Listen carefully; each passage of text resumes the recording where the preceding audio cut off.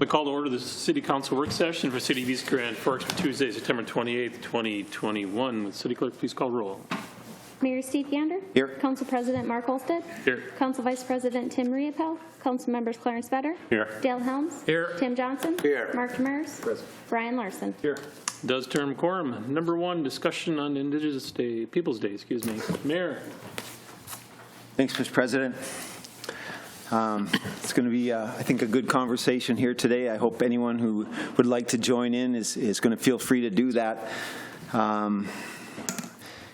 If we want to go back to how we got started having this conversation, there was some idea of maybe doing a bridge color pattern for Indigenous Peoples Day that would coincide with about the same date as Columbus Day.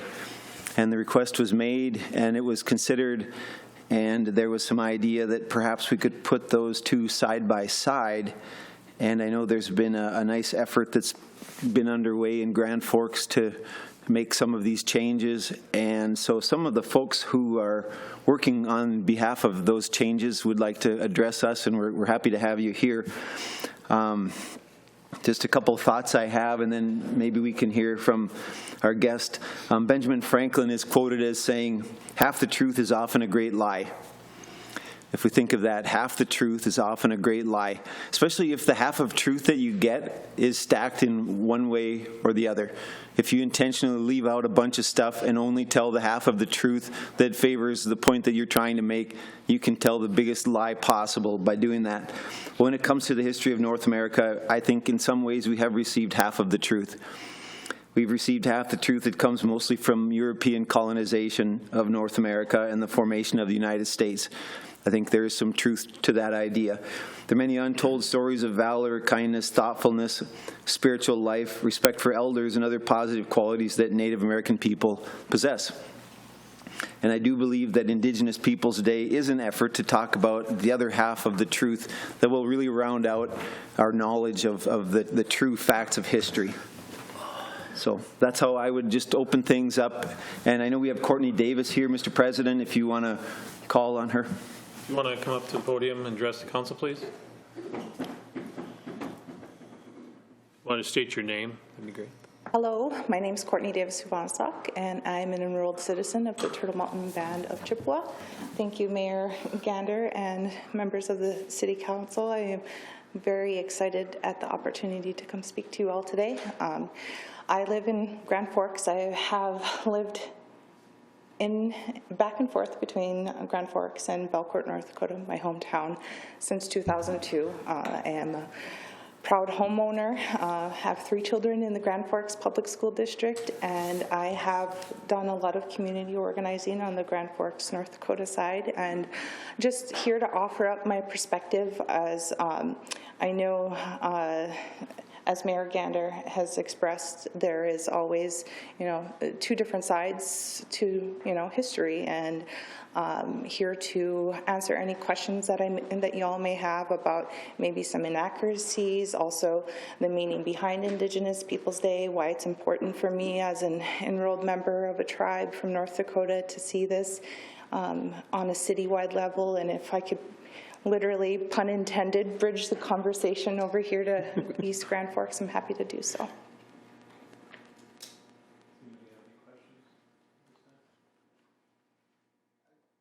I have. So is Indigenous Peoples Day, is that something that's recognized by the state, or? The state of Minnesota does actually recognize Indigenous Peoples Day, yes. And there are different cities around the United States that do. I don't have a comprehensive list at the moment because the movement is actually growing every year. There are more cities and city councils and school districts that do recognize it. Does the state of Minnesota recognize both of them together, or is it? I believe it's just a proclamation by the governor to recognize Indigenous Peoples Day. The second Monday of October. They didn't abolish Columbus Day. I guess I haven't done the research in terms of if they completely abolished, but I know that within the language of the proclamation, it doesn't mention recognizing both at the same time. So you actually want to paint the bridge?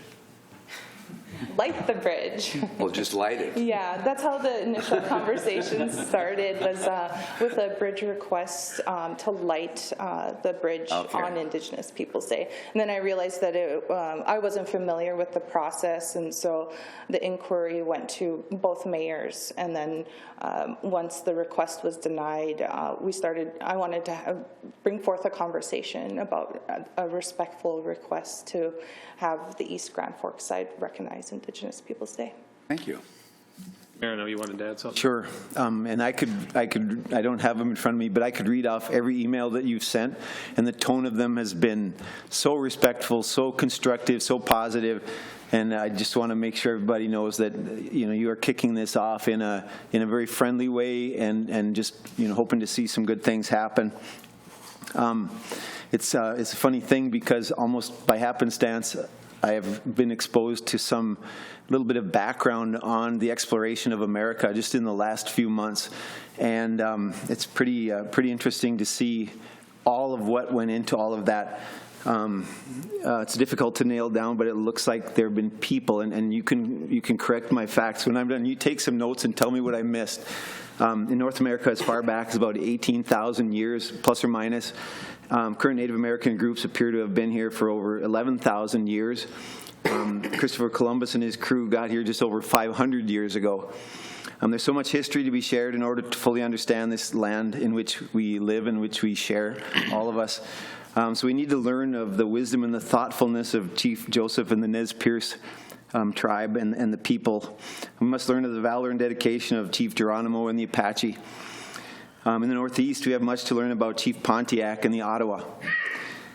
We have much to learn about the courage and wisdom of the Sioux people, including Chiefs Red Cloud, Sitting Bull, Crazy Horse, and again, all the people of the Sioux. In the South, there's a lot of great history surrounding, I guess they called him Great Speaker Montezuma. He wasn't a chief. In the Aztecs, numerous lessons we can learn from how he and other tribes responded to the arrival of Hernan Cortez in 1519. It turns out that he had so brutally really overpowered the tribes around him that when the Spaniards came, these other tribes all joined in and said, sure, we'll fight against Montezuma, and that was part of what took him down. And it's just a lesson for us, if you happen to prevail in an effort, just show some kindness and conciliatory aspect to people. I mean, these are the things we can learn from studying this history. We can learn more about how the Mandans and Shoshone were friendly and helpful to Lewis and Clark. That's all through the history books, but more can be learned. We should study, and this I'll probably get it wrong, Wampanoag tribe, who fed the Pilgrims. They were the group that fed the Pilgrims and taught them how to grow corn. Otherwise, they would have died through that first winter or the one to follow. And the role that Squanto played in helping the American people coming over. And I'd like to learn more about the religious practices also. The Native American groups knew that there was a God before the Christian missionaries got here. What does that look like? I mean, all of this is relevant. All this is important. So I believe the best way to learn about the Native American cultures is to set aside, honestly, and I don't know how this could go nationally, if it could happen on another day on the calendar. I'd love to hold it up all by itself and really embrace it and learn about it. Because if we use this to replace Columbus Day, to many of us, Columbus Day is also symbolic of really the whole arrival of our peoples here. And probably we could have done it better. Probably we could have done a better job assimilating with the folks who are already here, and that's part of what we learned from history. But I do think that if Benjamin Franklin is right, and if half the truth is often a great lie, well, it would be just as awful to take out one half of the truth and plug in just the other half of the truth and not get a full, complete picture. But if they are going to be together on the same day, I would love to see them, if they have to be that way, to be side by side and always, observed one with the other. I don't like the thought of pulling the plug on one and moving into the other. But by now you can know to the heart, I want to learn more, and I think we all should learn more. And as we learn more, it'll be better off for everybody. So by all means, you can fire back from that. I wouldn't say I would fire back. As you said, it's always my intention to educate and to have these difficult conversations, because over my years as being in education, public, school districts and higher ed, most times that's the connecting point, is people just wanting to come together in a genuine and authentic way. And if we can't ask conversations like that, there's always kind of an elephant in the room that doesn't get addressed. So I thank you for sharing a lot of that history, because some of that I'm not familiar with as well. I grew up in a Catholic household and was raised in a Catholic household, and my mother she went to boarding school, and so a lot of those cultures and traditions were taken from me, as a first generation, boarding school, just went off a generation. And so it wasn't until I came to Grand Forks and started learning about my traditional customs and beliefs and all those things that came through it that I really grew as a person. And it really fortified my identity as an Indigenous woman. And so learning about, quite frankly, the atrocities that were committed by Columbus is, I think, the reason why it's representative of replacing and taking Columbus Day out of the equation. I mean, of course, that is up to you all of how you want to approach it. From my experience and my reading and how I've approached the Indigenous Peoples Day, that's my understanding. And I'm happy to continue to have more conversations on this. I know that education and history in general isn't linear, so it's always difficult, right? And I'm actually trying to create a space here in the community so that we can have those conversations with Native people and non-Native people, so that we can start having those genuine conversations, so we can empower each other to do better in these settings. Because we know that, I look at census data all the time. We have a large base of American Indian people that live here in the Grand Forks, East Grand Forks area, and I'd like to be a part of something great here in this area. And so this is part of that work that I've been doing in building that foundation of coming up and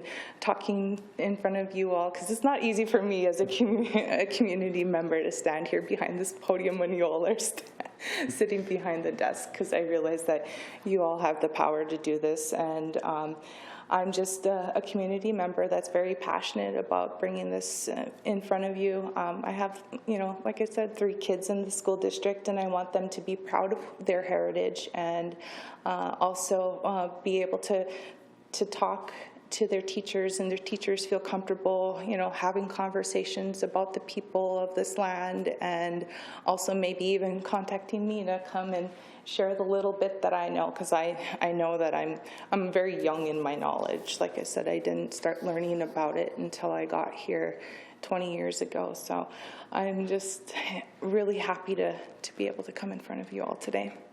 President, as I did some digging to put some facts together, and I saw images of some festivals and celebrations by Native American peoples and whatnot.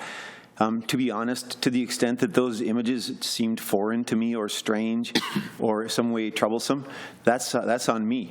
In other words, I can learn more about these customs, learn more about what that all means, and probably it's a celebration over here, and it's it's all the neat things that how it would be special to your folks, it should also play out well for us. And so the time when we can watch an Indian dance taking place and enjoy that in its own way as an art form or symbolic of what it is, to me that'll be a good thing. Yeah, thank you. Anybody else have any questions at this time? Mr. Demers. Just one, and I appreciate your presentation.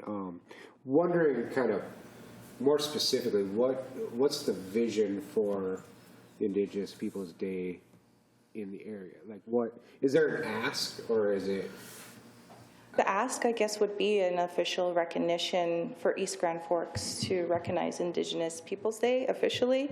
I didn't prepare a presentation per se, but if that would be helpful for me to put together some facts, kind of how we went through the process, and even on the Grand Forks side of things, I'd be happy to put something together. We are currently I was trying to host a community event on the Grand Forks side, and we are actually working with the city now to try to, because my nonprofit isn't formally recognized as a 501c3, I'm working on that process right now. I've asked the city to help me coordinate the plans for the celebration this year. The first celebration was held outside the fire hall, and we had, it was just such a terrific event. We had speakers from the community. Dr. Don Warren, he was one of the speakers. He lives here on the East Grand Forks side. We had a performer that actually went into the East Grand Forks School District and Grand Forks School District, and he promoted positivity and, you know, just a native male role, you know, mentor kind of perspective of things. And so he went and did those performances and then performed at that community event. And then we finished off with actually a round dance with a drum that came from Sisseton Wahpeton. So I always try to balance it with the tribal nations of North Dakota, but if it were to come on this side, well, there's a lot more in the Minnesota side than there is in the official reservation tribal nations on that side. I'm actually a Native Nations Rebuilder, and that's kind of a program within the Bush Foundation. And we represent the 23 tribal nations of North Dakota, Minnesota, and South Dakota. So I've learned a lot about governance throughout this process, and I'm just, it's really neat. I really enjoy community organizing and, you know, trying to bring forth things together in a positive way. I really want to make sure that the dialogue is respectful. What involvement have you guys had with our school district on this side? Have you gone into schools over here and talked to them, or have any interaction with them? Actually, I participate in American Indian Parent Committee on this side. They're very inclusive. They allow parents such as myself that live on the Grand Forks side to participate in their monthly meetings. And prior to Lon Ellingson's retirement, we worked with him. They have an American Indian engagement specialist that works within the school district, and now the head of that program is Soraya Driscoll, and so we've been meeting with them, and they are excited. They want to continue to develop those relationships with the families of the American Indian children and caregivers of those families.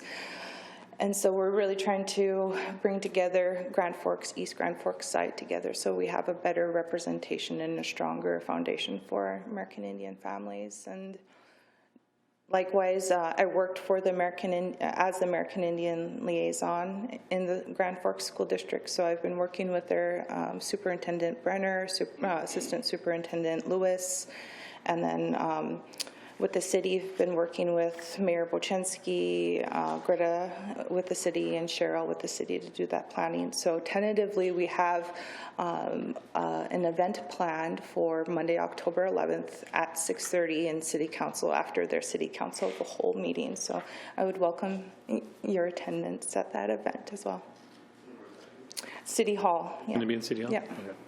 If we have 86-degree weather on that Monday, maybe we'll have it outside. Mayor? Just back to something you said earlier, we so appreciate you being here. You understand we're regular folks like you also. Whenever President Volstead adjourns the meeting, we'll be walking out of here, and honestly, we're all on equal footing. Please know that. We're glad you're here. I hope you feel welcome here tonight and any time that you might want to return. So thank you. Larson? Yeah. Thanks for coming, Courtney. Great job.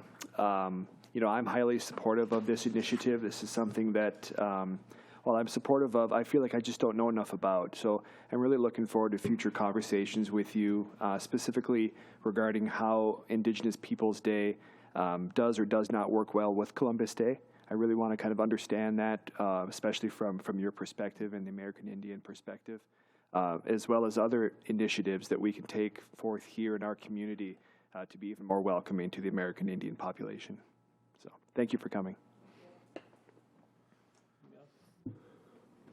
I do have my personal business cards. I can leave them with Megan and she can disseminate. Okay. Thanks, Courtney. Thanks a lot. Thank you. Appreciate it. Okay, move on to number 2, request for motor grader rental. Mr. Stordahl.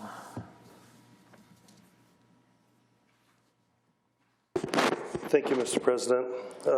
As most of you know, that we lease a motor grader each snow season. I got a couple quotations, one from Butler, one from RDO for a lease. I'm recommending that the city goes with RDO for the 2021-2022 snow season. Thank you, Mr. President. Jason, does the city own one then? You run 2, don't you, or just run 1? We own 2 We own and 2. lease 1, so Okay. we run 3. Okay. Three motor graders, typically 2 loaders with push plows. We have a third if we have enough manpower. So what age are the ones that we own? What are they getting to be? The newest one is a 2012. That's a Volvo. We have a Caterpillar that is about due for a trade-in. In a couple of years, I think I have it on the budget to replace. Okay. Okay. And just one more thing. I seen the new snowblower at the Civic Center up there. That looks pretty awesome. I hope that thing works well. It looks like it'll move a lot of stuff. Yeah, it should. So, We're yeah. hoping. Good.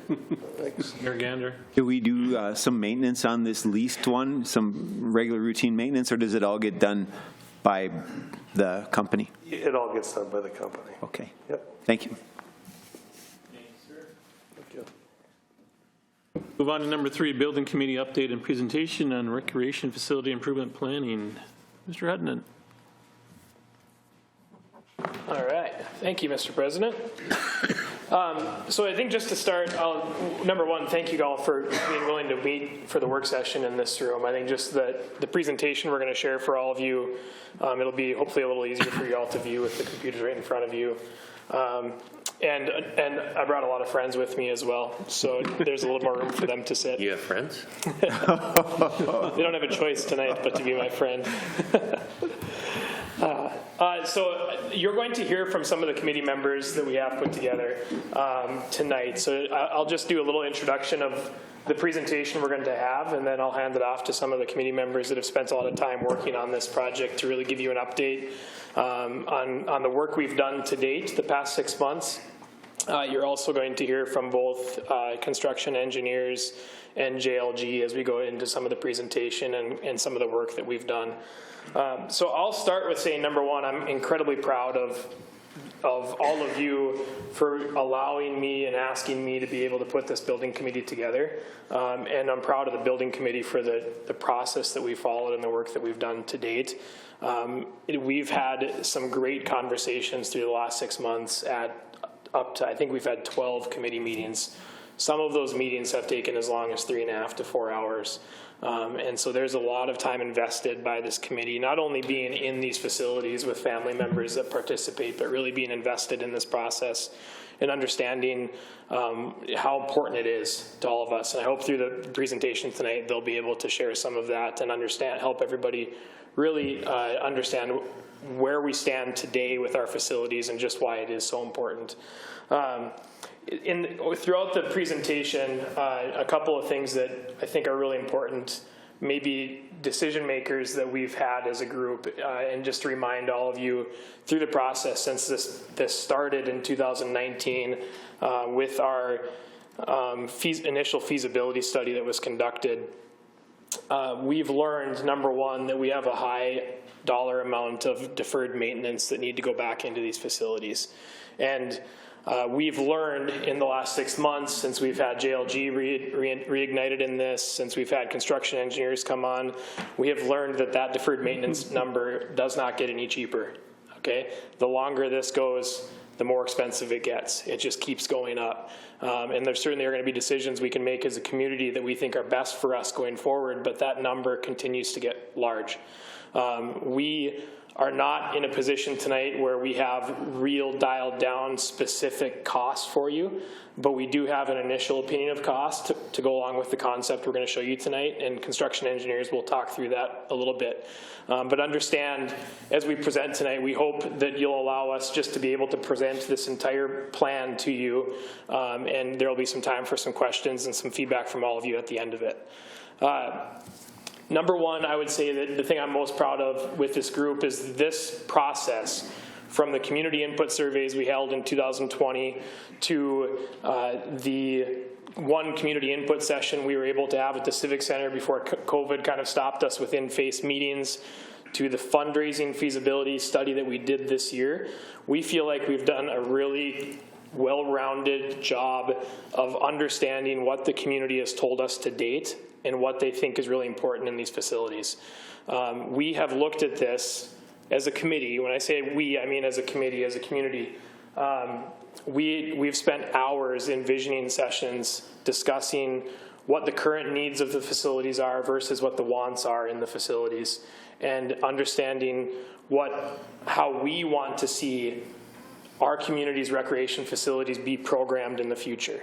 We talked a lot about what do they do for us right now as a community, and what do we think they can do for us with further investment put back in them. And so we really had an opportunity at a few committee meetings to really just have a visioning session and be able to dream about what we think our community could look like with reinvestment in these facilities. When we talked programming, we're going to talk a lot about programming tonight. So to define to you what programming means to us as a committee, that is when we talk about how do we want to see the facilities used. And that may mean, to one person on our committee, that may mean that we want to have an athletic field that is very multifaceted, that we don't want it just to be a baseball field. We want it to be able to encompass youth programming activities in the summer. We have lacrosse, we have soccer, we have youth flag football, we have baseball certainly, we have softball. And so we talk about, as we design facilities around our goals, how we can design them to fit multiple programs and really be multifaceted. And you'll see that within the spaces that we're going to show you at the arenas as well, that we really tried to take a really wide lens view approach of what we think these facilities can do for our community with improvements, with enhancements going forward. So I think we've done a really nice job of making them at least conceptually look like and be planned for to be all-encompassing community-type facilities, much more so than at the start of this process in our current state, where our facilities in some cases are maybe only used for 4 or 5 months out of the year. We're really trying to look at it through a lens of, if we're going to invest this type of investment back into the community, that we want them to be much more broad-ranging in who they serve and how they serve us. So I hope you'll see that tonight. And then lastly, as we came through this process, and I talked about it back at the mayor's luncheon in April, one of the resounding things that we got from the feedback in the community surveys in 2020, after the initial feasibility study was done, is that people have a ton of pride in the current facilities we have. There is a lot of great history within our buildings, and I think they've got a lot of great years left in them, but they certainly need some investment put back in. And so one key word that really became a focus of our work as a committee was reinvestment. And what does reinvestment mean to this project? What does reinvestment mean to our community? And how can that definition of reinvestment help to drive our vision for what we want to see tonight and what we want to see going forward? So with all of that said, I'm going to hand it off to a few of our committee members to walk through a few slides, talk to you a little bit about the process that they've followed in their individual work through this last 6 months, and a couple of them just really to help try to paint a picture of what reinvestment means to us. So at the start, I'll have Miss Marla Wolf is going to come up, and then the process will just follow through from there. And again, after it's concluded, then if there's any questions directly of me or of the committee, we'll be available to be able to answer and hopefully have a good discussion and some feedback. Okay. Thank you, Marla. Hi, I'm Marla Wolf. I'm from East Grand Forks. I was born and raised here. And it's been 47 years ago since the Civic Center opened its doors. I also happened to be a senior in high school that year. And I was one of the first that got to skate on the rink because I was a hockey cheerleader. Now, you gotta remember, there was nothing offered for us girls back then. Varsity sports didn't come into play until I was in 1973, the fall of 73, and that was just volleyball and basketball. So when I was a hockey cheerleader, there was no hockey, there was no figure skating, there wasn't anything for girls back then. But it was an honor for me to be able to skate, and I took very good pride in being that hockey cheerleader because I wanted to be a hockey player.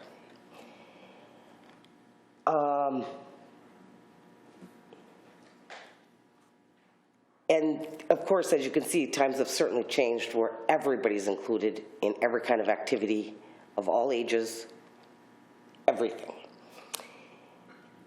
And as a child, I have very fond memories of watching youth and high school sports and games in the snowbanks of Stouse Park, Sherlock Park, and Folsom Park. And then we even got to go sometimes to the old barn at UND. I just got to watch. Sometimes I got to be in the penalty box with my dad. And then we moved on to the old Civic Arena, or City Arena in Grand Forks, now called the Purple Arena, and that was huge. We were inside. And then when we got to come to the Civic Center.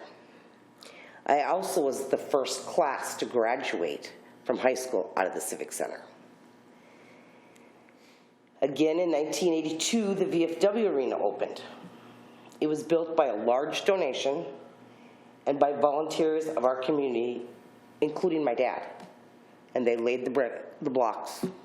I mean, they worked days and days and days and hours and hours. Everybody did. Just like how Sherlock Forest was built. By the people, for the people. Okay, in my eyes, Stouse ball field, to me, hasn't changed one single bit since I was a kid till now. Just a few little cosmetic things, but really nothing different. So what I'm trying to tell you is that it's our turn to give back to our community, just like the people ahead of us gave to us. It was huge to walk into that arena when I was in high school, and I was very proud to be a part of that. So it's time for us to reinvest into our facilities and bring them to the 21st century so they include everybody and for our future generations to enjoy. Thank you. Thank you.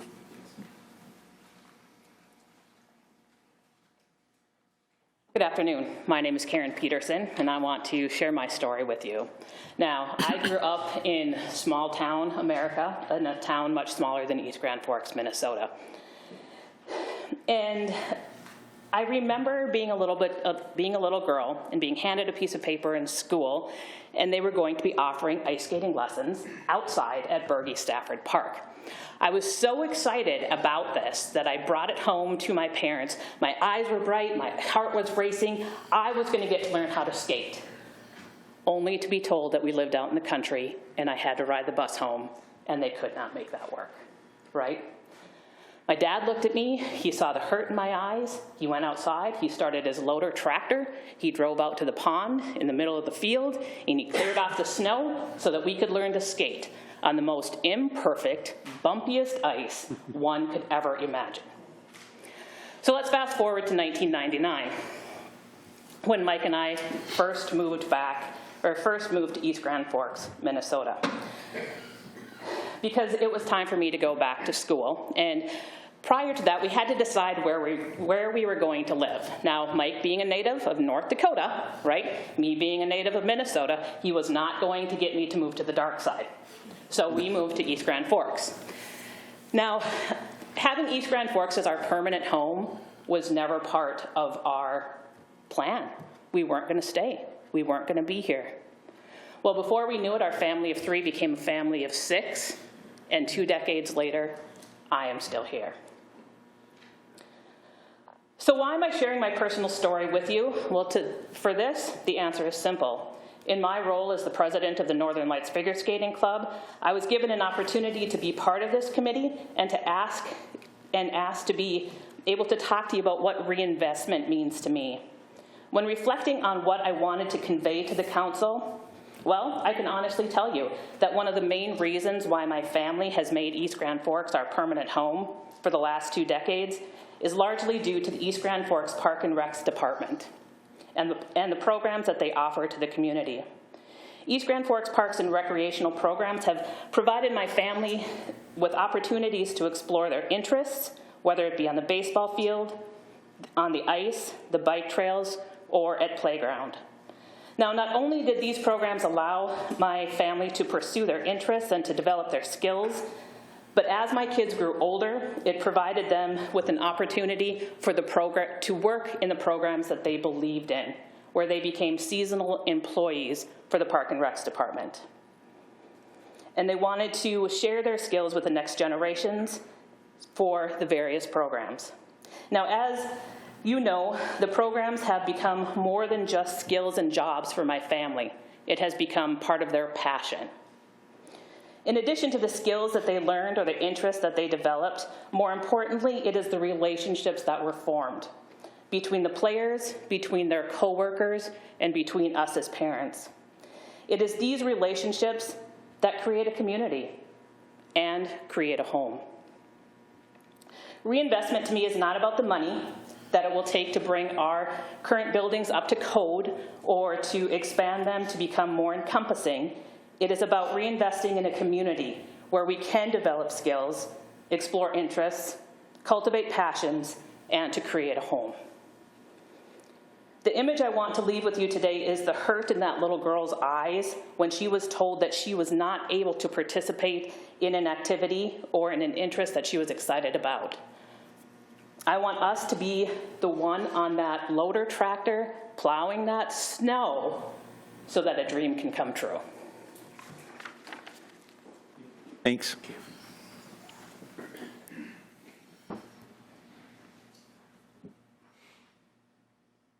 Good evening, council members and mayor. My name is Dustin Freeze, and I'm a community member here in East Grand Forks and also part of this committee. And I'm going to take the next couple minutes to share with you really our project statement and our project goals that we are tasked with here. So now is the time to reinvest in our community, and I think you've heard that, and you'll continue to hear that as a theme as we go on tonight. Growing need for improvements in our current facilities and demand for new and expanded recreational offerings have been identified by community members, including a wider range of activities in order to promote an active lifestyle for all of our citizens. I would like to start by discussing our project goals. 4 primary recreational facilities require extensive upgrades and improvements in order to continue to serve the community of East Grand Forks in a high capacity. Civic Center and East Grand Forks have both identified various deficiencies and shortcomings that were documented in the East Grand Forks feasibility study conducted in November 2019. The Blue Line Club in Stordahl Park have also identified deficiencies and shortcomings that are important to address at this time as part of our reinvestment plan. In community surveys conducted in 2020, residents of East Grand Forks voiced the importance of reinvesting in each of these facilities for the betterment of our community, and I think that's really important. Our committee has 4 major goals. You have them in front of you now. The first was to transform participant and user experience and performance through upgraded facility amenities. To improve functionality and building feasibility that promotes expanded recreational offerings for our entire community. Improve building operating efficiencies, and to improve safety and access for all of our participants and spectators. In the presentation, you can look at it now or in the future too, but we really have 2 sites, and we go into individual goals for both these sites, and that's the Civic Center site and the VFW and Blue Line site. And I think throughout the implementation of this plan, there's been some important success metrics that we've really focused on, and I'd like to point out. The first one being that this plan is going to reduce building operating costs and update systems and building controls. The second one being expanded recreational offerings and growth to our community participants. And then finally, we will have the ability to further serve as a regional leader, having these facilities frequently used by our visitors and our community for programs, tournaments, and special events, driving increased revenue generating potential for our city.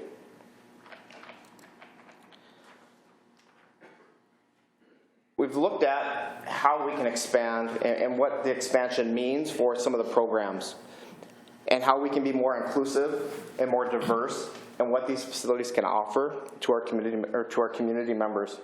And I think that's really important. We spent a lot of time intentionally to look at that as a committee. You're going to hear more about that tonight. You're going to have the opportunity to see some of the plans and the drawings that were going to be forthcoming from these discussions and how we can do that to be, again, more inclusive to our entire community here in East Grand Forks. Thank you.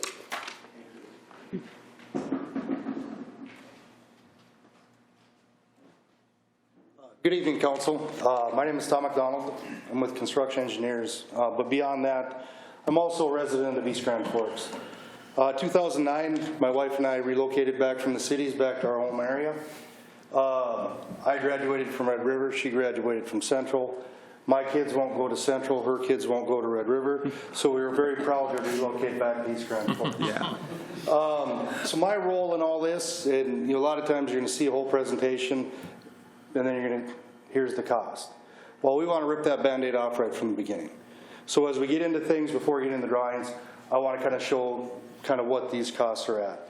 Now, in working with the building committee, we broke these 4 facilities down into 2 categories. One being deferred maintenance. Now, this is the work that has to be done. And the biggest hurdle with this work is it's a lot of work, and it's not a lot of people are going to see it. The end users of these facilities aren't going to notice the fire sprinkler systems. They're not going to notice the new mechanical systems. It might be a little bit more comfortable for them, but it's not going to be significantly noticed. But this is the work that has to happen. The second category is, we called it enhancements. Now, this is what people are going to see. This is what's going to make people proud of the facilities that they walk into. It's also going to enhance their exposure and their experience in these facilities. To allow everybody to kind of know how these 2 things work out, we kind of put them side by side. So now, let's see here. So kind of here's the numbers, and as you can see them, we broke them out between the Civic Center Arena, the ball fields, VFW Arena, and the Blue Line Club. First column is deferred maintenance, second column is the enhancements, all to total up to a project total.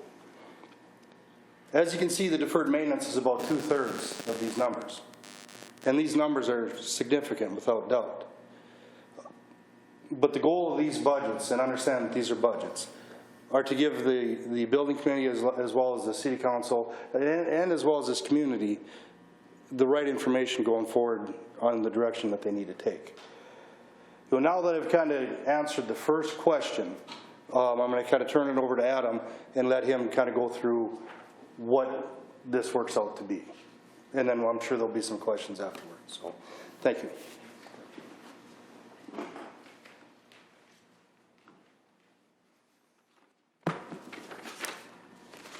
Good evening, Council, Mayor. I'm Adam Davidson. I'm with GLG Architects. I'm a project architect, and I admit I'm a Red River graduate, so get it off my chest right away. But I am a Grand Forks native, born and raised. To kind of echo what Reid said before, I'm very proud, very excited to be here, working in my community. I relocated back from Oregon. We lived out there for 8 years, my wife and I, 2 kids, both 5 years ago, and very happy to be here and very happy to be part of this project.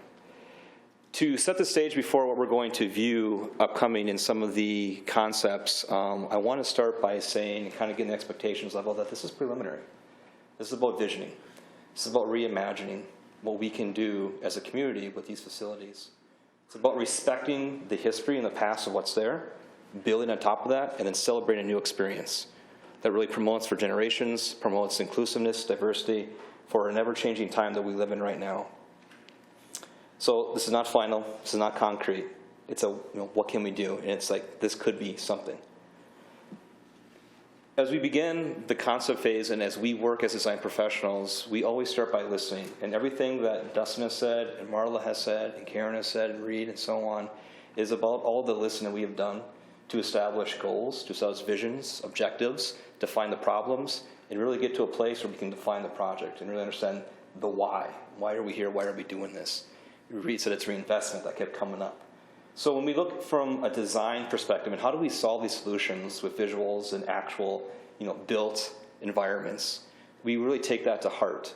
And we put that through the lens of three main strategies. We talk about human experience, health, well-being. How do we celebrate these in a way that we want to be there? How do we have awe-inspiring spaces? We look at positive performance. I think this is a really good one in this case because we talk about two facilities that have been along for many years. I was born in '82. VFW was built in '82, so I don't know if I look the same as that or not, but you can kind of get the idea, right? But they had positive performance, right? They've been around for so many years because they're enduring spaces, and we want to build upon that. We want to actually reinvest in that, but go an extra step. So when we look at opportunities, we look at solutions, we're looking at that positive performance. And then the last one is financial prosperity.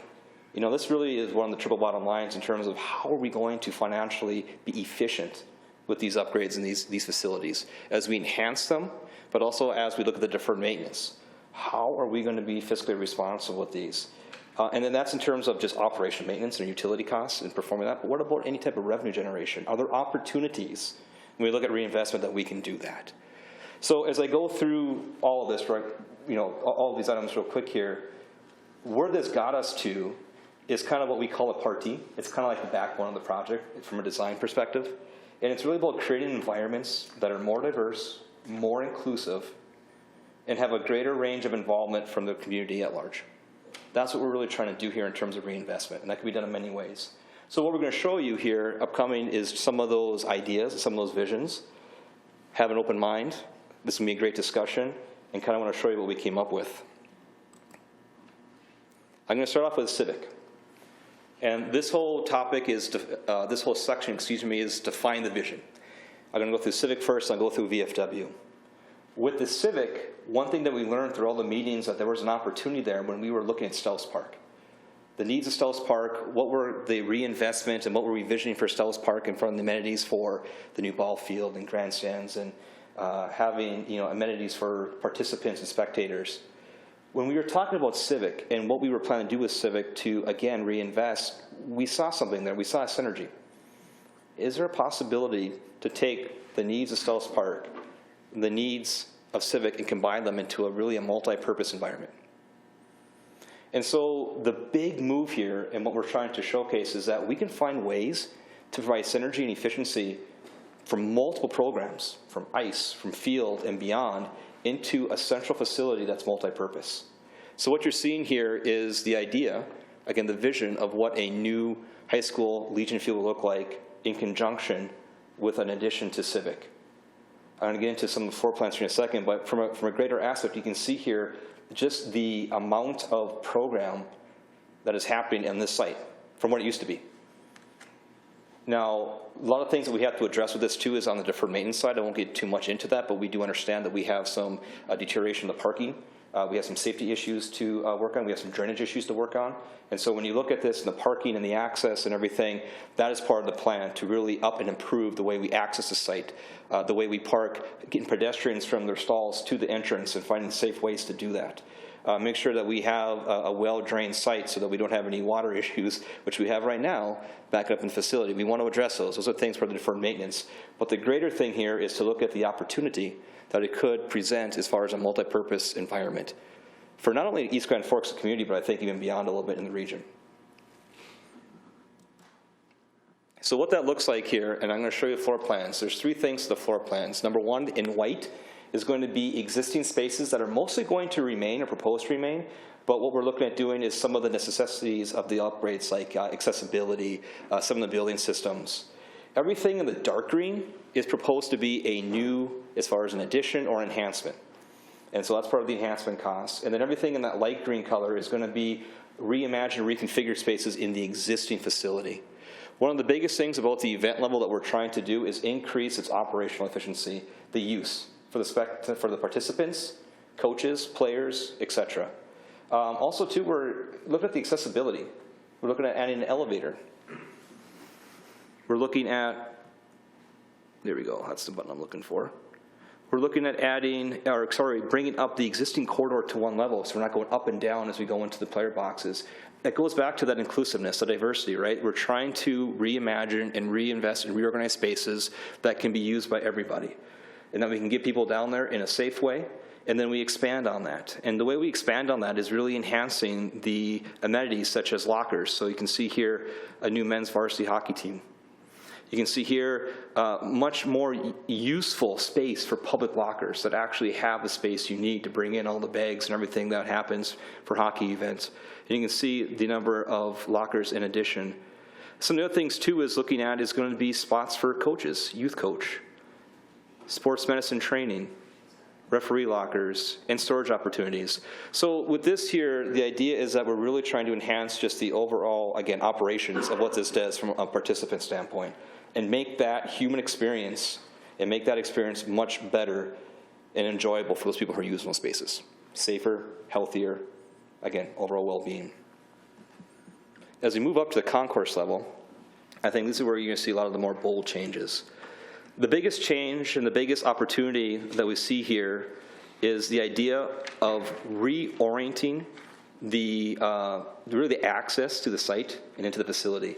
When we have this opportunity of this ball field coming on in this addition, there's almost a recentering of the spaces and the activities that happen here. We also know there's also some issues with the existing lobby. It doesn't function very well, right? Concessions is there, it's not always open, it's very claustrophobic, it's very condensed, it's not really a great way to enter a facility like the Civic. And so the idea here is that we're recentering your arrival, the experience you have, into a much more enjoyable experience as you enter the facility, giving you choices of where to go. So for example here, what you'll see is a reimagined existing lobby that we're transferring into an actual viewing area, a multi-purpose area that is much more functional in terms of the space that's allocated. It's just reimagining how that can be. We're also, that way the lobby can be what it wants to be, which is a lobby. I know it's a simple thing, but having that idea and that separation of space, reutilizing what's already there in a way that's better intended, having that heated viewing, having a spot for banquets, even wedding receptions, is something that is going to go towards other uses and other programs and other user groups. Also, too, the idea of those shared amenities. Remember I said that the synergies we're looking for with the ball field was that the ball field and field events, the baseball teams and other programs out there can utilize lockers, can utilize training, can utilize those facilities, concessions, restrooms as part of this addition. It not only functions towards the arena, it also functions towards the ball field. And so we're really trying to be efficient in how we address these enhancements so that they can satisfy both, again, being more inclusive. The last thing I'll point out here that's, I think, pretty important is going to be the idea that there is a potential for a lease tenants. Again, this is just an opportunity. Who that leasee would be, we don't know. But it's an opportunity to actually bring in a program, whether it be, sports performance or anything else, to really maybe generate a little bit of revenue and give just another program to this space. And the last thing, sorry, one more thing is going to be the dry land and workout area too. I think there's an opportunity here, again, for multiple programs to utilize spaces across the board versus just there for those participants who are using the ice. So what does this look like? How can this come together? So when we look at this and you look at it in plan, it looks like you're just kind of tacking on something, right? We want to be very intentional in how we approach this. There wants to be a level of aesthetics that really makes this be something awe-inspiring, going back to that human experience, right? And so there are strategies that we can do to do this. And the idea is that we look at materiality, we look at civil as paint and colors and things of that nature to start tying things together. But we also look at some larger moves, some gestures, to be able to really make this a civic building. It has civic in it, right? And when you look at the Civic Center, it's a nice building, it's an old building, but does it look civic? Well, can we make it look civic? Can we make this really be that multi-purpose environment that supports a larger amount of program spaces across the community? And so you're seeing here are things such as the ball field and how that kind of nestles up a little bit to the building. You can see there's an idea of this concourse that you can access the addition. So we talk about concessions and restrooms and how the ball field can do that. It's all one facility, right? It's that multi-purpose facility. And then look at the main entry. It seems seamless as how it's stitched in to the facility. It's not tacked on. which it really is, but we're stitching it in a way that's going to be aesthetically pleasing and looks like it's been intentional and planned there from day one. And then one of the major elements, it is a little bit decorative, but I think it's important though, is that we have this idea of this architectural gesture, this kind of veil that can really celebrate and create a new experience and tie the old, celebrate the old, the history with the new experience and stitch that together. It's a simple move, but it's really effective. And so as I move forward here, again, very preliminary, very early, but here is what could be in terms of Civic and kind of that grandeur that you could create in a multi-purpose environment and facility. Just a few things to point out to kind of get your bearings straight. You can see here the arena in the background. You can see the existing entry volume right here. And the idea is that that's that viewing area. You would have straight views all the way through into, and the possibility to see that, it'd be lit at night, you see the rink, but that's that viewing area that you would have. So that seating, that viewing area, that used to be the old lobby is really this tremendous environment that can be used for so many things. It gets good daylighting, has access to exterior views, but then has access into the arena itself. Just a really nice place to want to be. And then again, a refocus of the entry. Right? I mean, what you're seeing here, it's recentering so that you have this kind of equitable treatment as you enter the facility and gives you the opportunity to go to the leasee tenant, to go into the concourse of the arena, to go into the viewing area, or maybe you're going to the ball field. I mean, it gives you the opportunity, but it recenters the entry and makes it more intentional.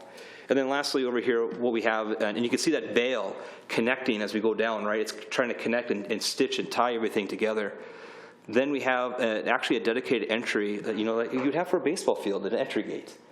So on game day, you'd be able to go through a more of a traditional type gate into the ball field as well versus going into the facility. So it just really gives that more traditional feel to the ball field. But again, this whole plan is about reimagining how we can use the existing and stitching it with a new experience. Here's an image of what the lobby could be. It's expansive, it's just a lobby, the concessions is off to the side, but you have restrooms, you have views from the exterior, you have views into the concourse. You know where to go. There's branding opportunities, a way to celebrate history of the Civic. There's so many things you can do with it, but it's a much better use of space. And then here's that viewing area.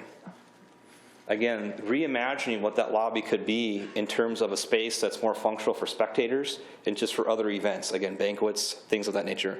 I mean, we even talked about that. I bet you anybody would like to rent this for a wedding reception. They probably would. It'd be a great spot. But it's another way we can reimagine these spaces. Let's transition into the VFW.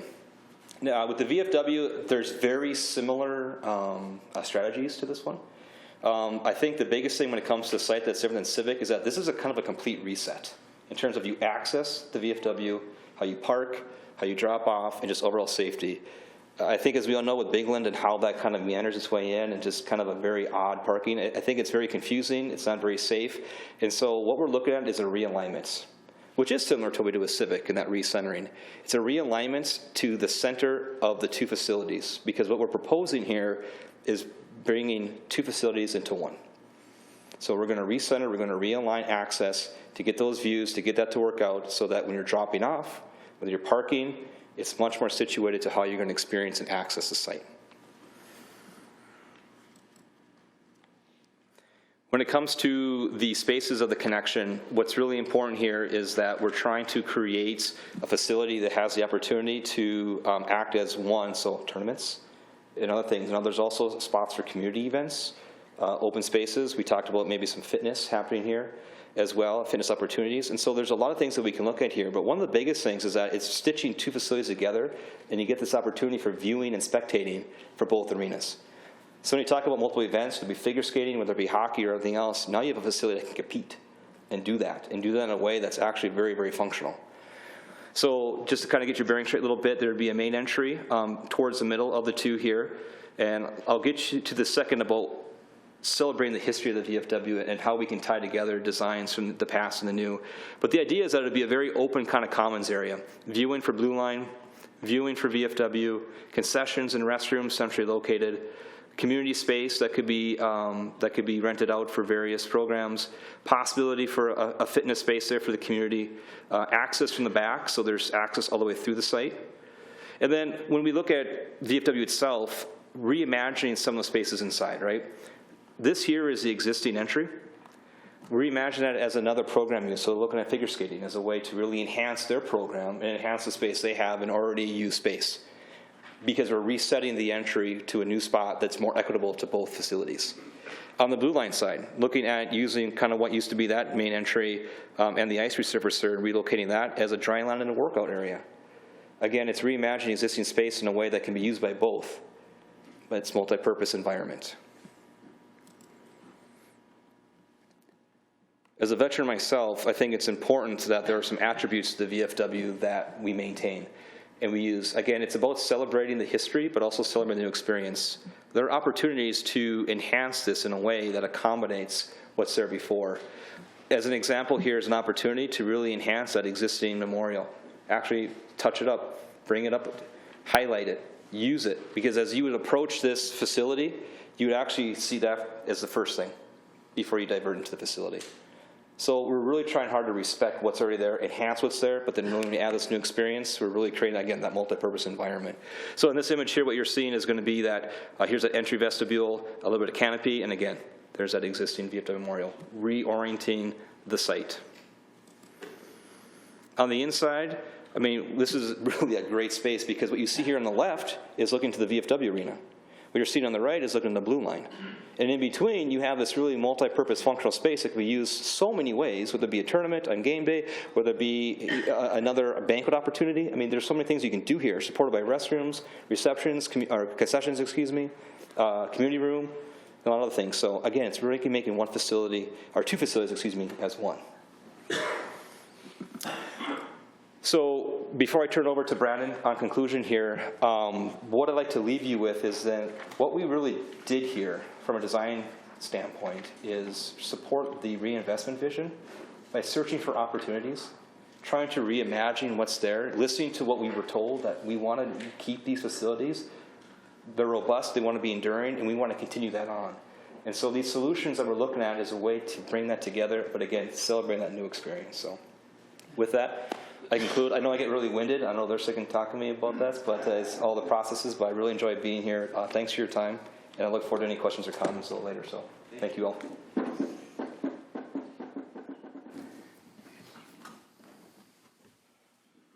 President Olsted, Mayor Gander, members of the council, certainly, first of all, thanks for allowing me to speak in front of you, and secondly, thanks for allowing me to sit on this committee. I'm going to do the conclusion a little bit different. Reid's going to come up after me. I'm not going to conclude or do a synopsis of what we just talked about.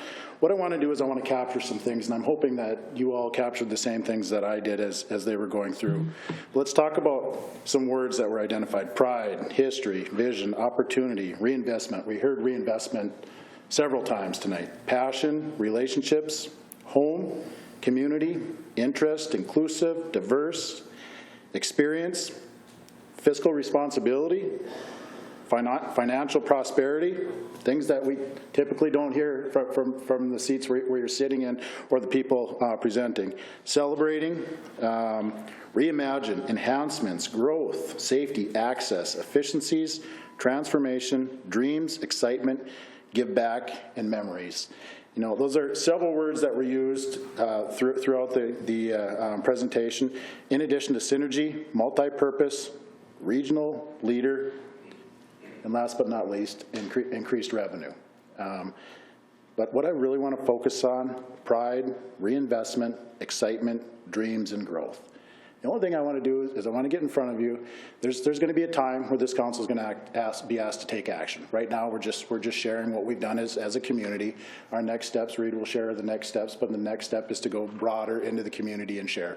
But at some point in time, before 2022, it's going to be before everybody here has to take action, so we can take the next steps and get this down to St. Paul, so it can come back here. But I want you to think about. Let's go back to 1989. Let's go back to that true story of Ray Kinsella, if anybody remembers that. That was the true story of Field of Dreams. At least I look at it as a true story. Ray was sitting one night and they said, if you build it, he will come. Further on down the movie, if you build it, they will come.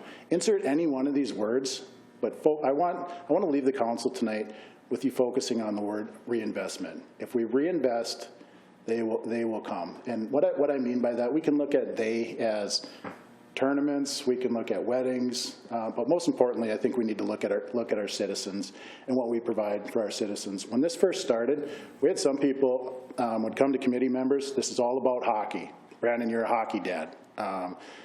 You know, Dustin, you're the baseball coach. It wouldn't be any true to say that, yeah, we do that. We have figure skaters representations on here, but we also have other community members. And we all got together as a group, and this was nothing about hockey, nothing about figure skating, nothing about baseball. It was all about the reinvestment of the community and how can we can expand. So for the 20-some years that I've been in East Grand Forks, there's always been a talk about reinvestment into the community, economic growth, what have you. What are we going to bring in? I think this is the best thing to do for our community, and we have to be able to sell it to our citizens, of course. But I want to leave you today. Just think about that over and over. And maybe when I see you on the road, Mark, when I see you drive by, maybe I'll hold up the window or out my window a sign that says reinvestment. But I want everybody on the council to just remember reinvestment and pride. Every member of this community has pride, and I think we really need to take pride in our facilities and allow our facilities to expand and not just treat hockey, figure skating, baseball. There's a lot of other opportunities, and this community's looked at all of them. Reid's going to be able to answer any questions, and so will the rest of us. But go back to that Kevin Costner Build of Dreams movie. If you build it, they will come. Just insert reinvest. If we reinvest, they will come. If we reinvest, we're going to create economic growth. If we reinvest, the kids are going to have dreams. If we reinvest, there's going to be excitement. So I'm happy to share all the words that I wrote down, and hopefully you did write some down. But again, remember, if we reinvest, there's going to be excitement, there's going to be growth. So thank you.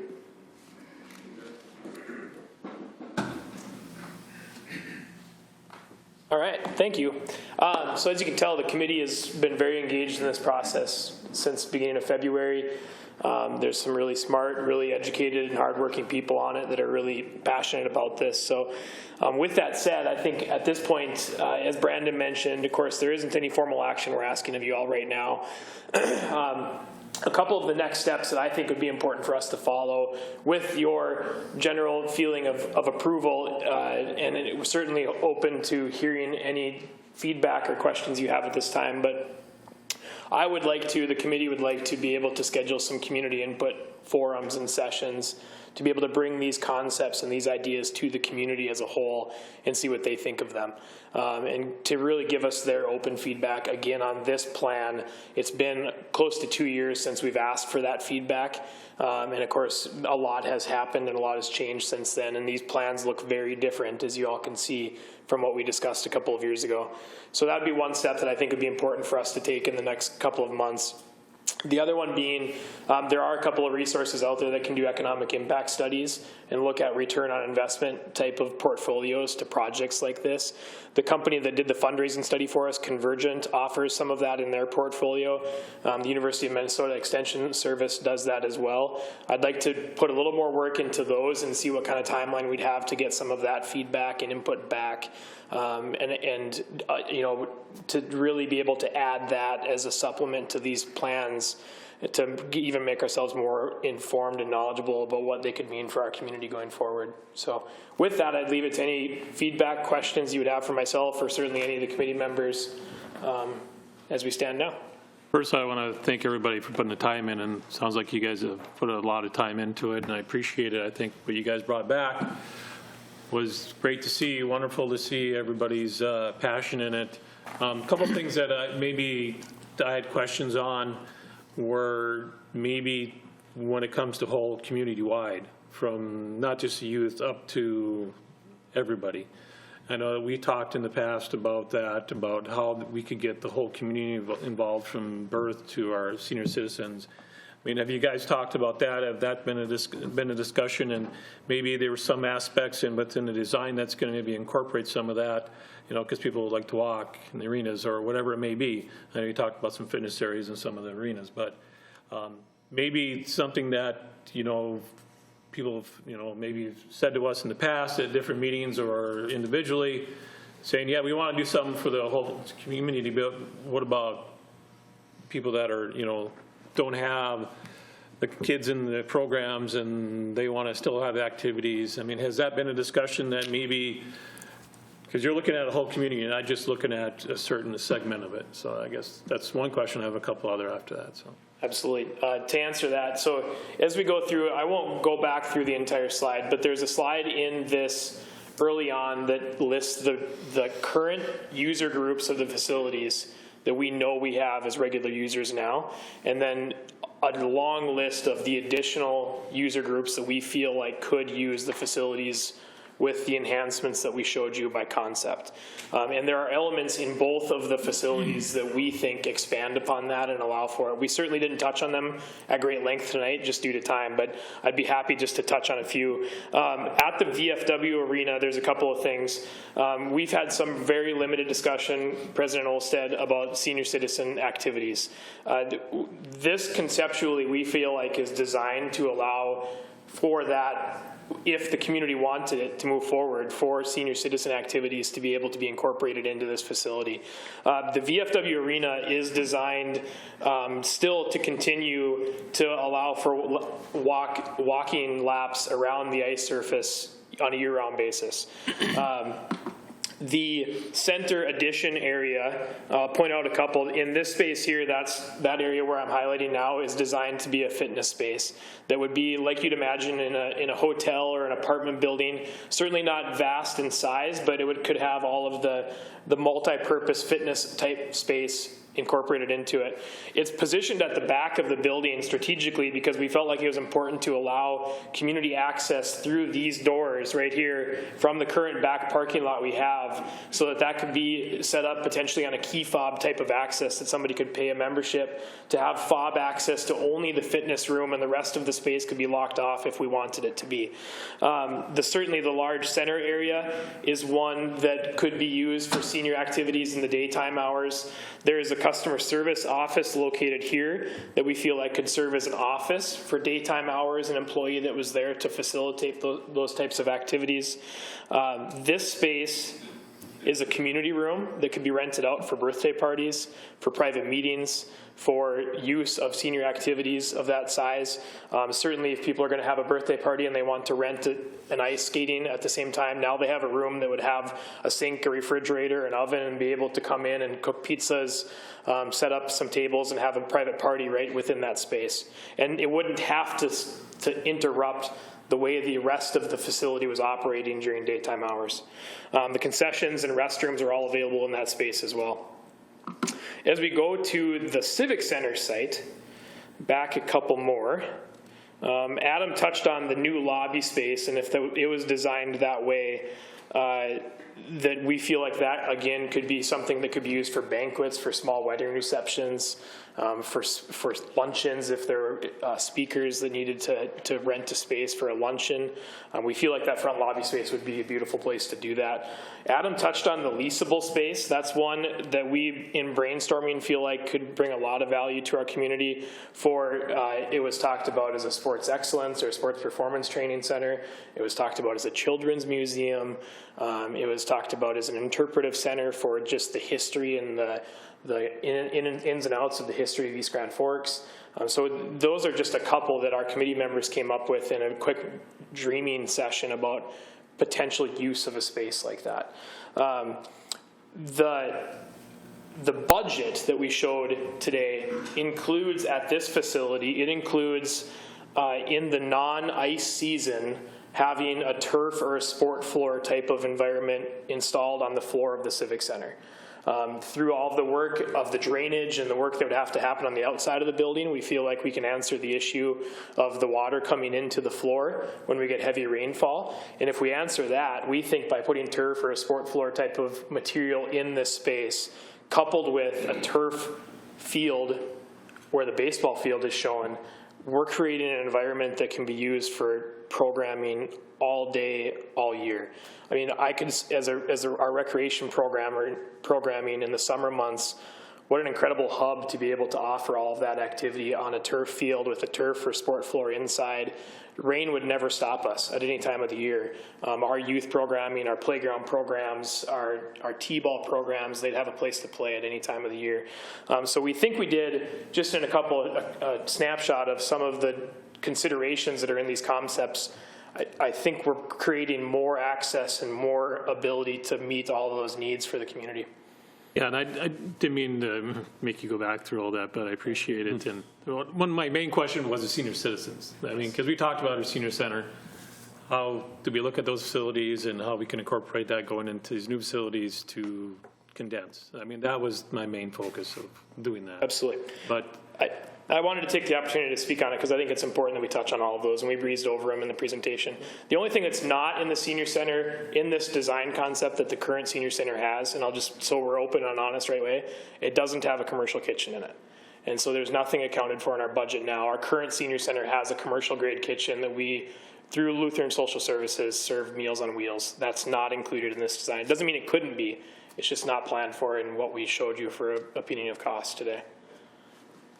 Next thing on the community meetings, you know, great and wonderful. I mean, do as many as you can, but I'd suggest that you also do them online at the same time, so people who cannot come to the meetings maybe have a way for them to have input.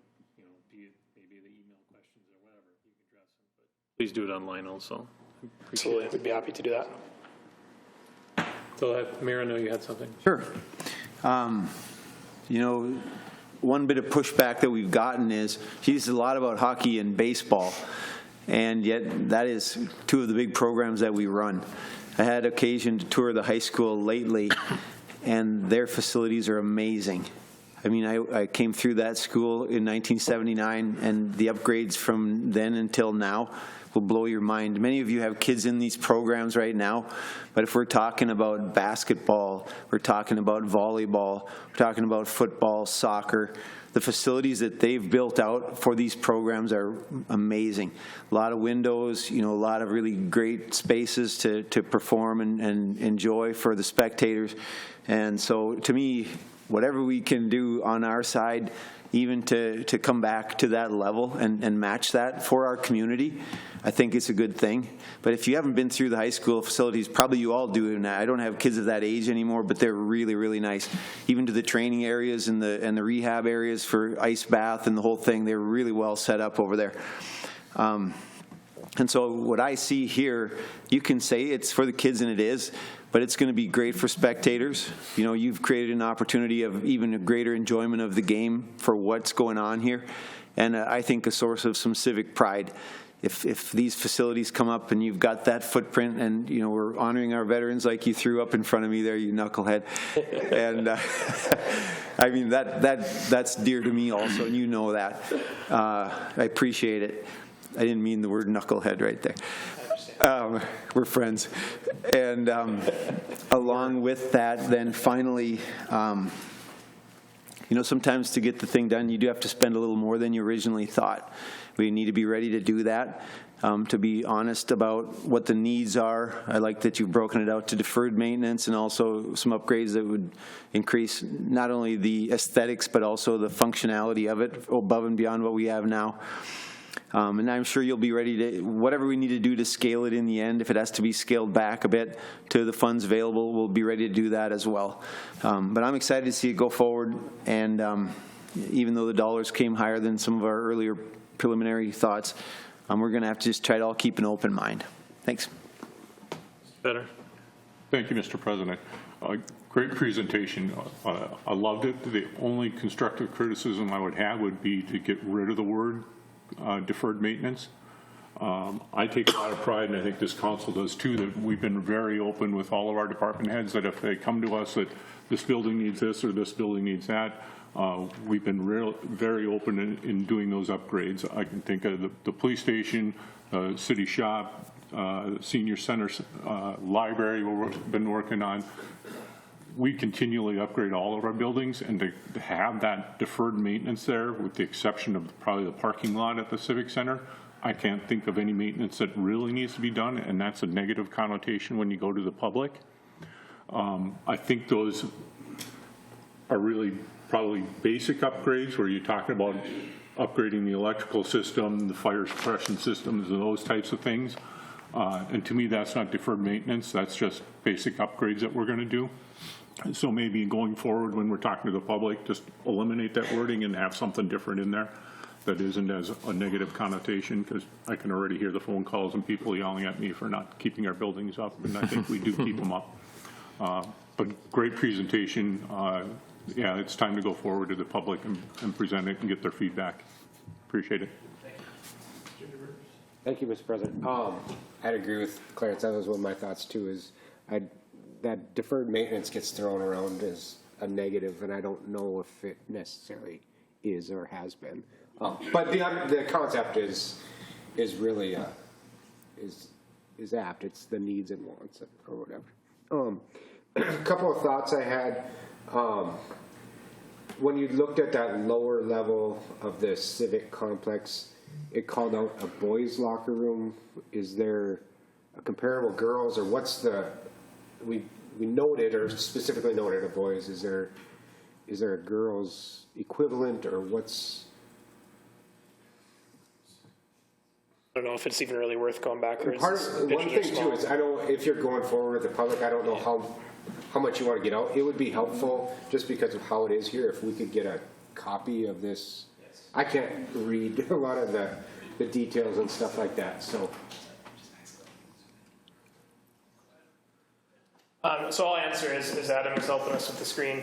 So there are no upgrades planned to the current varsity girls locker room within what we've shown you today.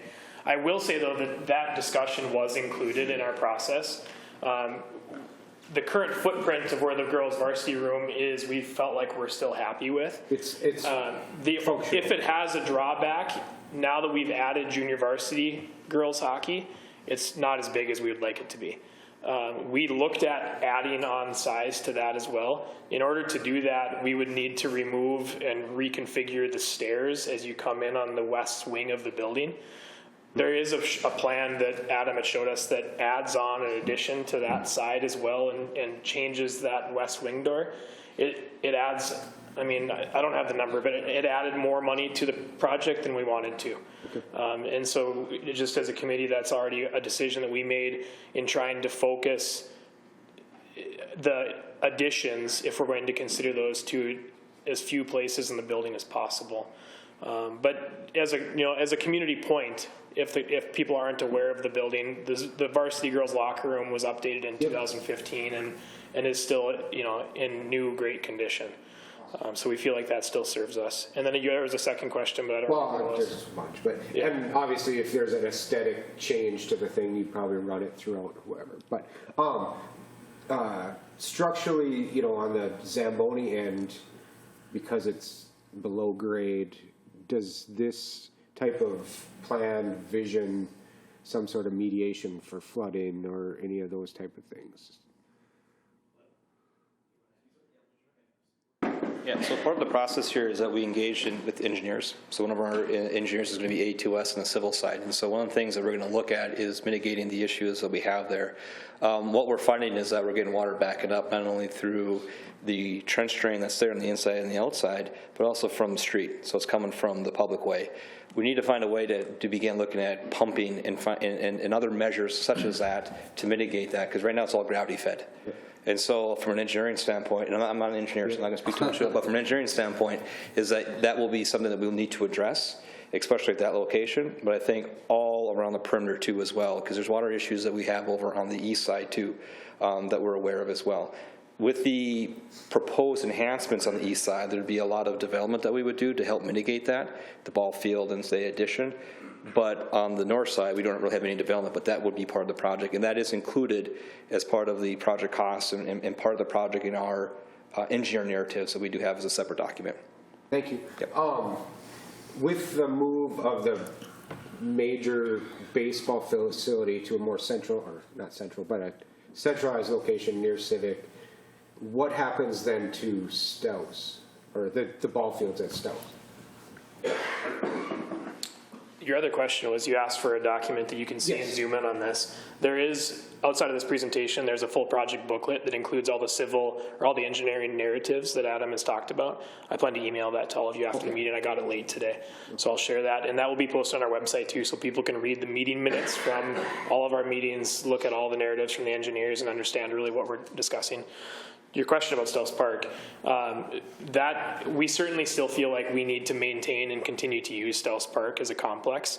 The level of maintenance that would go into that, there isn't anything planned in this budget to add more amenities or to change a lot with Stells Park. It would truly go back to more of a local maintenance like we're doing today. Planning for improvements as we need to make them, planning for the maintenance, the mowing, and the care for the field that it has today.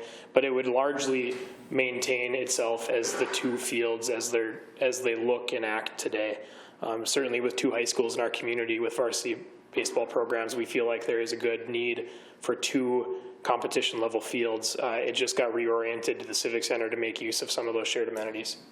And then you kind of touched on kind of the next question is, and obviously this is a visioning document. This is a, it hasn't, boiled down to every detail, but operationally then, do you anticipate that our operations budget grows, stays the same? I know one of the goals was to, get efficiencies in operations. Does this do that in your opinion? And is it through personnel or time, or what's your thoughts on operations budget? It's a great question. I would say it's really early for me to be able to answer that. We haven't done any study. We haven't asked engineers to study operational savings, lifespan savings. We haven't asked for that to be studied at this point. Conceptually, you're going to look at the plan and feel like there needs to be more maintenance than what we currently have today. I won't hide from that or lie to you. I do believe that there will need to be more maintenance, more staff time spent at some of these facilities than there is today. Programming, the way the buildings are used, will create that in itself. If we're talking about year-round facilities that have the opportunity for people to have senior activities at them or allow for people to come in and work out or walk laps at any hour of the day, it's going to create more of a need than what we currently serve. But I have not spent significant time understanding what that means and what kind of budget goes along with that. Certainly haven't to this point. Okay. And my last question is, and it's primarily because I don't have the experience, to the parents that do go to the tournaments, you're obviously very aware of what kind of tournaments are out there. People in the community are way more experienced than I am. But one of the things that we've talked about, it's been talked about in this presentation, is that draw. Part of what we want is that draw. In your opinion, does this put us on, because backing up, we talked about a multi-sheet facility and one thing to try to bring something in, but does this still accomplish that draw factor? I believe it does. Like I said, it's speculative. It certainly is. I believe it does. I think that a facility like this, let's stand alone the Civic Center, not only from a youth tournament perspective, but from a citywide perspective, I think it opens new avenues that we've never even considered before, from being able to run events and run conferences in a space like that, host events well beyond baseball games on a turf field of that nature. There's also lease opportunities. We showed the potential leasable space. A facility like the Civic Center would be a junior hockey team's dream. And there have been conversations, very limited, very brief conversations, but there have been inquiries about whether or not East Grand Forks is a potential site for a junior hockey team. Nothing that's current that we're currently discussing, but people have reached out and asked, what do your facilities look like? Is that a place that I could lease the arena from you to host a team like that? I think that's an option. We discussed it in the way we designed and talked about the ball field being at that site. There's a College Wood Bat team that just came in next door. They're growing like crazy. That league is growing like crazy, and they're paying a lease to use that space. I truly believe that long term, if we have this vision, there are opportunities like that. Back to the youth tournaments, the 3-sheet facility, whether it's youth tournaments, figure skating competitions, you name it, yes, it hits the mark on all of them. The youth tournament environment is incredibly competitive, and where people choose to go play their tournaments. With facilities like this, we have everything to offer. We have the greater Grand Forks community has all of the extra recreation amenities people look for when they pick where they go for a tournament. It has plenty of hotels. We have fantastic restaurants. And now we'd have the sports facilities to match that. I appreciate it. Thank you for taking my questions. My last thing is just a comment of thank you to the group, yourself, the design team, and obviously the citizens that step forward and put in all the time. You know, you've obviously been listening to a lot of people. I feel like you've been listening to me because a lot of what's been put into this or been suggested I've made to read, and while it's not necessarily the original vision, it's a great vision. It kind of brings me back to a conversation I had with Chad Grassel in a pizza place in St. Paul a number of years ago when we kind of started concocting this idea of, you know, if we need to do these, whether you want to call them deferred maintenance, we have these hard issues we have to solve. Why don't we think bigger?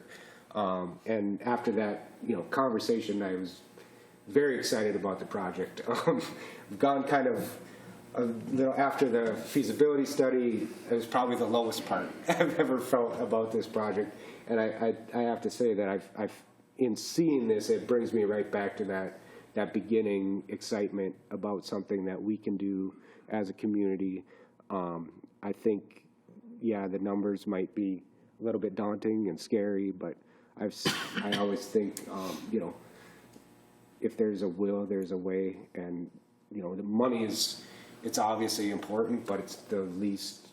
When a vision like this is something that sells and can be sold. My only regret is I wish it was put together like this before the feasibility, because I think some of the feasibility people were kind of going, what's this? Like, it didn't look like this at all. And like I said, I think it's very well done, and I appreciate it. Thank you. Thank you, Mr. President. Same thing with me. I want to thank the committee members because I know how many hours it takes to do stuff like this. I've been on lots of different committees and stuff. Very impressive presentation.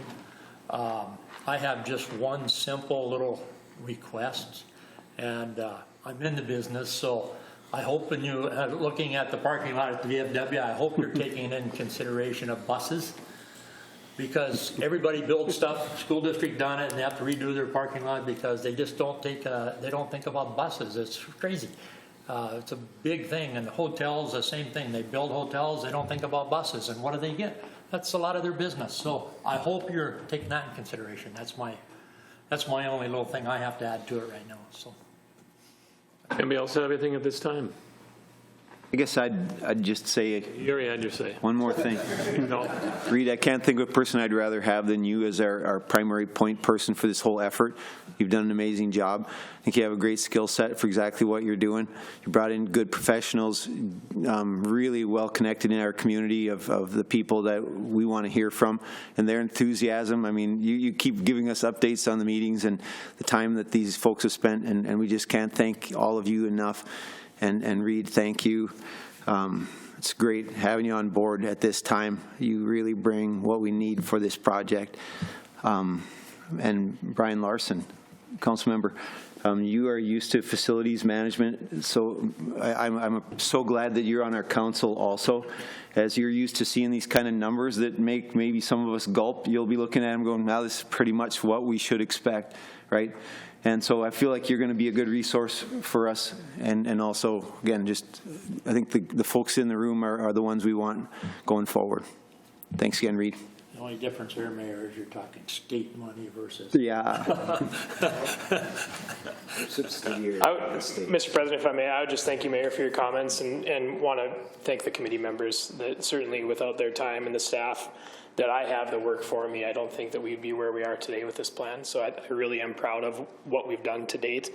And then just a reminder, it is not on our website yet, but this booklet for people, if they're watching and they want to be able to click on it and see it, this booklet, I'll go load it onto the website when this meeting ends. I'll email the booklet to all of you as well so you have it. So hopefully people can get access to it rather quickly.